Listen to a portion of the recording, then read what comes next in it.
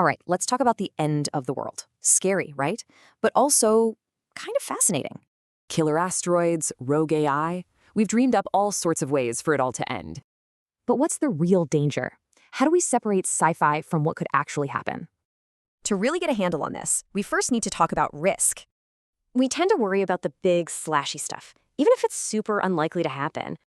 Yeah, our brains are just wired to fear the dramatic, not what's actually probable. And that leads us right into something called black swan events. These are total game changers, things nobody sees coming, but that change everything.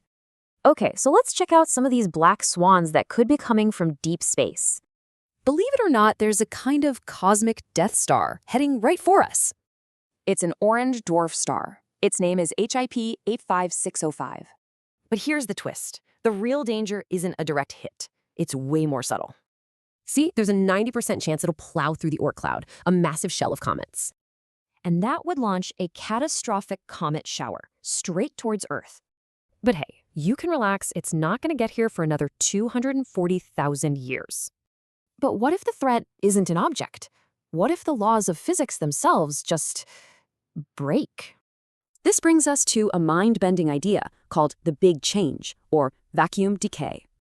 So imagine the universe is like super-cooled water. It looks stable, but it's ready to freeze instantly. If it finds a new energy state, poof, everything could vanish at the speed of light. So how are we supposed to think about these terrifying but super unlikely events? Well, it comes down to the risk equation. A tiny probability times a huge consequence is still a big risk. So yeah, we shouldn't lose sleep over it, but we can't just ignore it. We owe it to the future. Which leaves us with one last, kind of tough question to chew on. Thinking about the end really forces you to ask, what's our actual place in the universe?